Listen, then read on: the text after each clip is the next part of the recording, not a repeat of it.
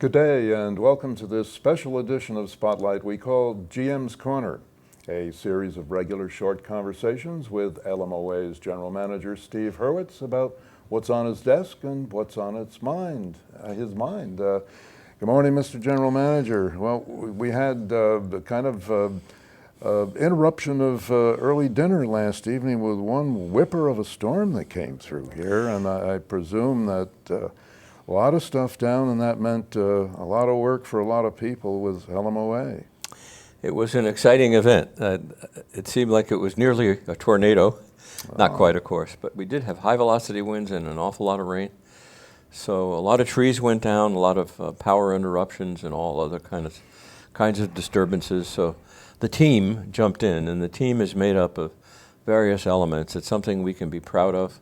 The Lake Monticello Fire and Rescue, which is really a separate independent organization, but worked closely with the local community, including the lake.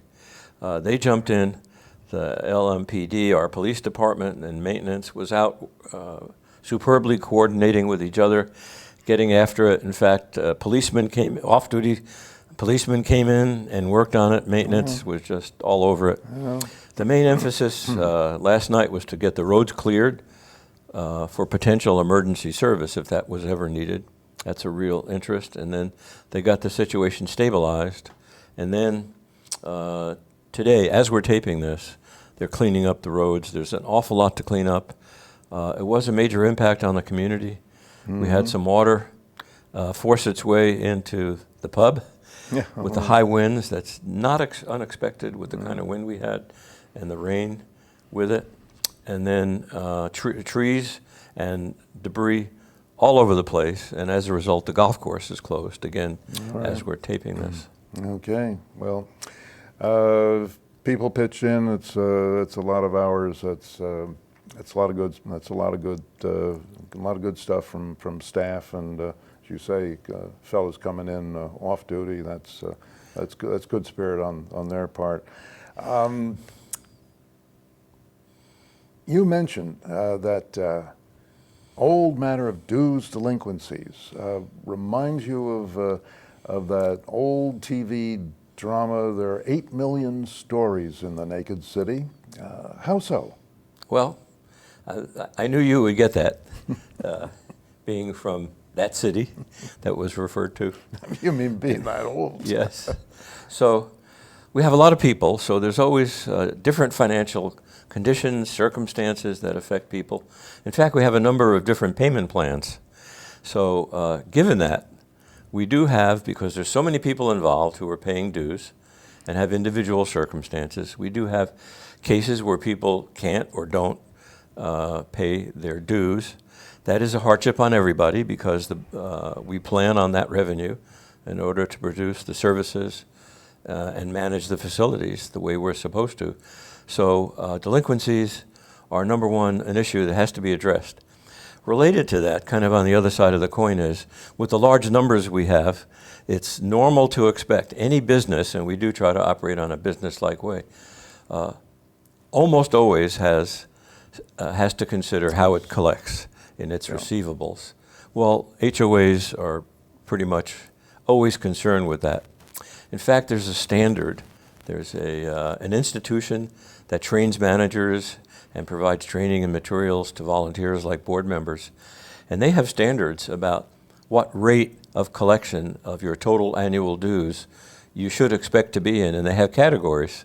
And 3% or better of delinquencies, so 3%, 2%, 1%, down to 0, which I've never heard of, is considered excellent. Anything below 4% is considered very good. And so we are roughly in the current year status, year to year, so speaking about 2019, where it's a little bit hard to say exactly down to the last dollar, but we're definitely in the very good category, very solidly in that category. But on a regular basis, we don't just accept that. We do everything we can to encourage and help people to pay, including letting them know that they owe the money, telling them what the implications are, and then in very short order, they are informed, and we take actions that They're not allowed to participate and enjoy the amenities, including the barcodes, which is turned off after consideration by the compliance committee. It's a kind of a judicial due process. We want to be careful about that. And then we pay very careful attention to that. In fact, we've been doing very well with that. Again, the standard is we're in very good or maybe even better than that category, but we do pay careful attention to it. Then there's another category of older delinquencies. We have some that are very, very old. We have not had the practice of saying, you know, it's a 30-year-old debt.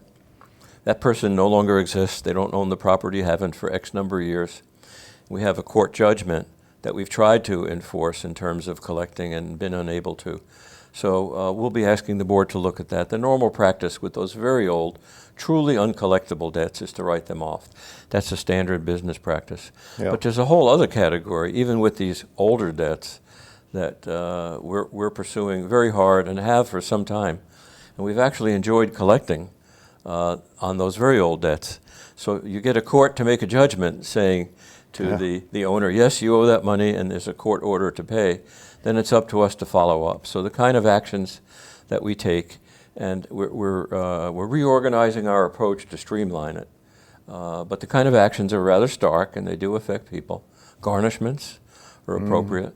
And then even in the long run, there's a matter of foreclosure. Naturally, you need to be careful and prudent about that and truly evaluate the circumstances. But we're not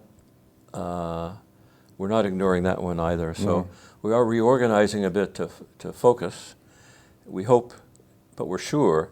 I know every other time I've done that in my 22 years of participating in managing HOAs, that does make a difference when you go after those court judgments and encourage people to pay. Never going to collect 100%. No, that's just a fact. I recall from discussions of this over the past years that some of these may be folks who inherited a piece of property and you know they live in Utah or someplace and it's second generation or so down and they're just not interested in dues or no dues or the property, come to think of it. That's one of the 8 million stories. Okay. Yeah, it's everything imaginable has happened.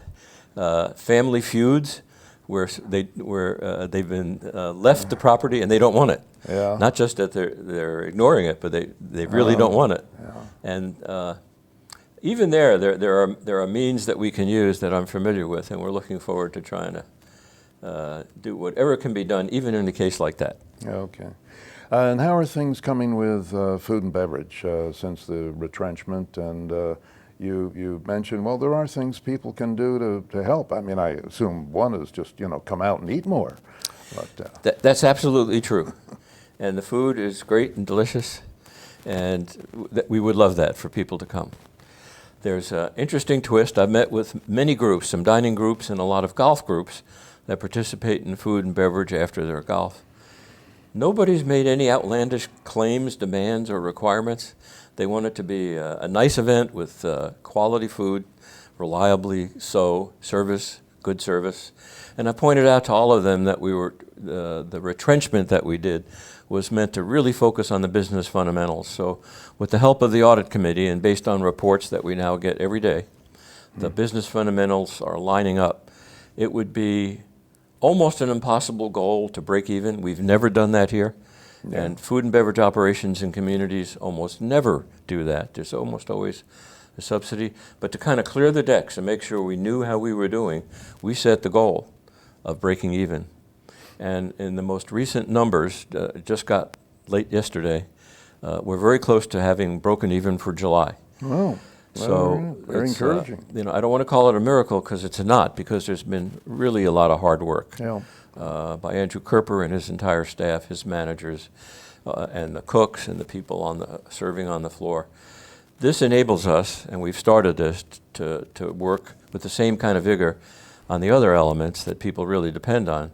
The quality and reliability of the food, and Andrew's working on really hard on recipe cards and that kind of thing to make sure that a pork chop one day is the same pork chop a week later, which people depend on. Two cooks might cook it differently, but when you have a recipe card, it will end up coming out the same. And then service. Andrew's also working, training very hard.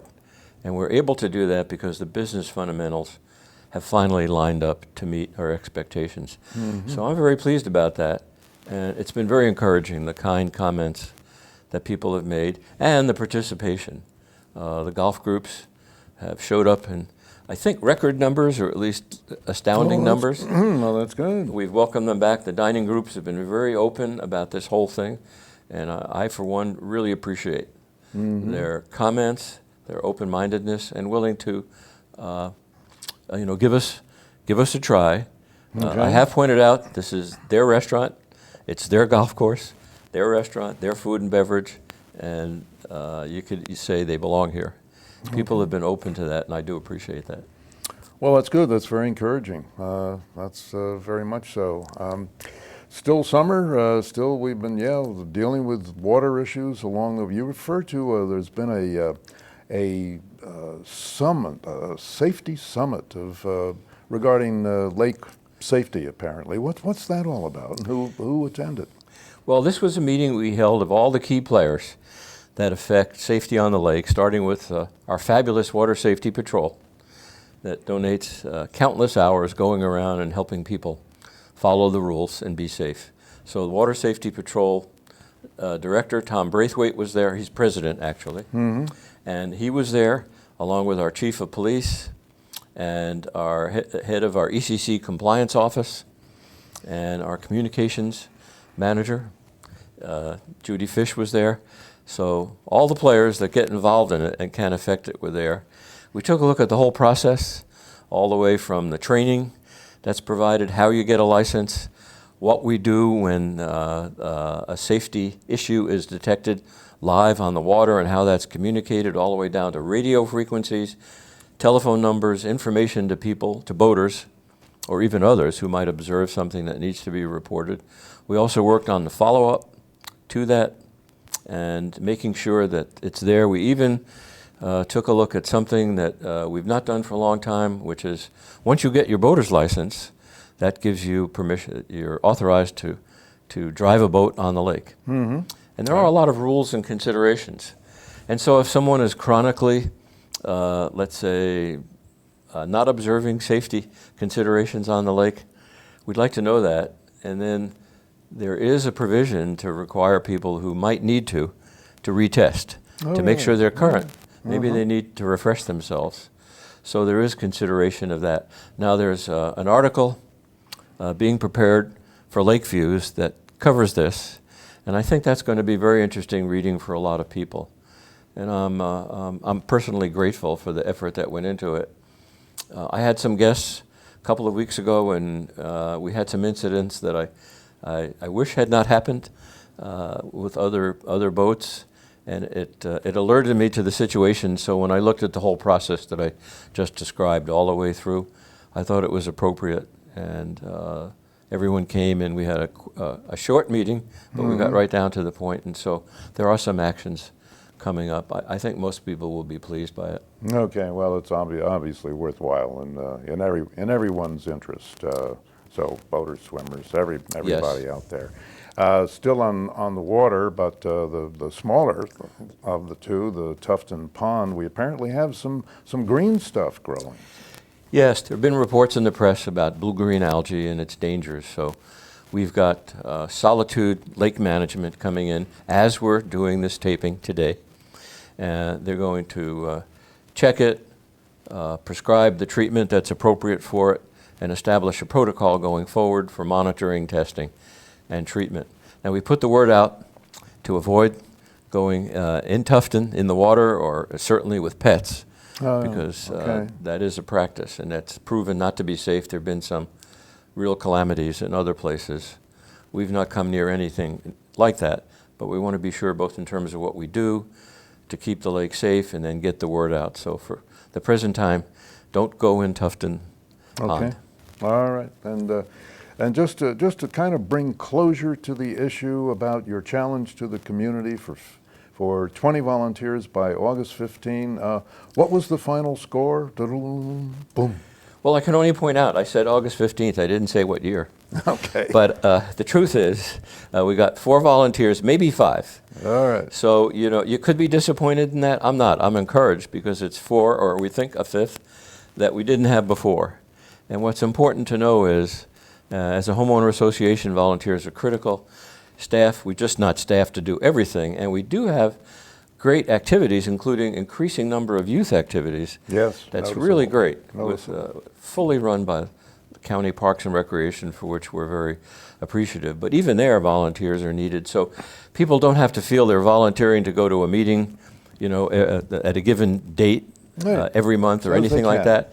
It could be special events, one-time deal. They could be kind of in the bullpen for whatever is needed and appeals to them. All right. Well, we'll keep it open. They're always welcome. Let's put it that way. Thanks very much. We have been talking with LMOA's General Manager Steve Hurwitz about what's on his mind, his agenda, and what's happening here at the lake. We hope that you'll join us again for more of these GM Corners. We do it twice a month, first and third Tuesday recordings. And so join us also for the rest of the broadcast group's wonderful, wonderful shows that do appear on your regular schedule on your favorite channel 977 on Comcast, or of course up on YouTube. So till we see you the next time, on behalf of the LMOA Broadcast Group, I'm Ron Krause. Thanks very much for being with us, and good day.